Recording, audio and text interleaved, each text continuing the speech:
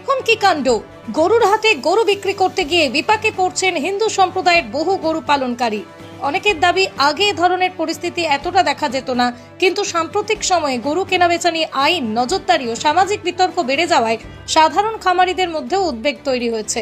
পশ্চিমবাংলার এক গরুর হাটে এমনই একটি ঘটনা সামনে এসেছে। কয়েকজন হিন্দু গরু পালনকারী গরু বিক্রি করতে হাটে যান। অভিযোগ, সেখানে উপস্থিত কয়েকজন মুসলিম যুবক তাদের প্রশ্ন করতে শুরু করেন, আপনারা কেন গরু বিক্রি করছেন? কেন মুসলিমদের কাছে বিক্রি করবেন? আপনারা তো টাকা নিয়ে বাড়ি চলে যাবেন, কিন্তু পরে সমস্যায় পড়তে হবে ক্রেতাদেরই। তাদের বক্তব্য, তারা মূলত দরিদ্র কৃষক ও খামারি, গরু বিক্রি করেই সংসার চালাতে হয়। এখন যদি আইনগত জটিলতা, বয়স সংক্রান্ত বিধিনিষেধ বা সামাজিক চাপের কারণে গরু কেনাবেচা কঠিন হয়ে যায়, তাহলে জীবিকা নিয়েই সংকটে পড়বেন তারা। এদিকে সাধারণ মানুষের মধ্যে উঠছে একাধিক প্রশ্ন। দেশে কেন গরু জবাই বা গরু বেচাকেনা নিয়ে এত বিতর্ক কড়াকড়ি, সেই প্রশ্নও তুলেছেন অনেকে। এই বিষয়টি নিয়ে আপনার মতামত কি, কমেন্টে জানাতে পারেন। ভিডিওটিতে বলা বক্তাদের বক্তব্য তাদের নিজস্ব ব্যক্তিগত, এর সঙ্গে চ্যানেল কর্তৃপক্ষের কোনো দায় নেই। আমাদের মুসলিম ভাইরা কিনলো, কিনে রাস্তায় তারা করে কাটলো, তোমরা নিয়ে চলে যাও।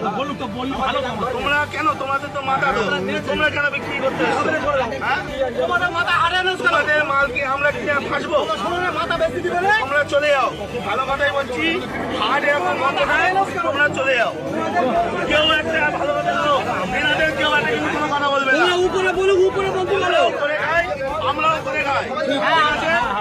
এখন কথা হচ্ছে ওনাদের মাথা, ওনারা বেচে দিচ্ছে, আমাদের মুসলিম ভাইরা কিনছে, কিনে ফেসে যাচ্ছে, ওনারা টাকা টেনে বাড়ি চলে যাচ্ছে, আর কিন্তু ওনার সমস্যা নেই। সুতরাং কেউ একটা এদের কোনো কথা বলবে না, এনারাও করে খায়। কিন্তু তোমরা মানে কাকা নিয়ে বাড়ি চলে যাও। সরকার যতক্ষণ না নির্দেশ দিচ্ছে কি হবে, কেউ করে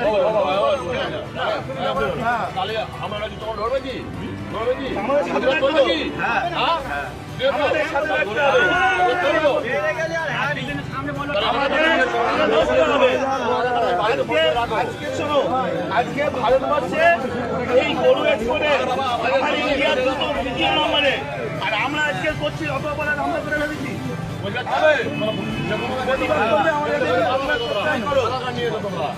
আমাদের সাথে প্রতিবাদ করলে থাকো, না হলে থেকো না। জানি না আজকে এই মাংস, গরু মাংস বাইরের দেশে এক্সপোর্ট হচ্ছে, আমাদের ইন্ডিয়া দ্বিতীয় নম্বরে। আর আজকে আমরা অপরাধ করে ফেলেছি, এর জবাব কেউ দিতে পারবে? সুতরাং টাকা নাম বলো, সঞ্জয়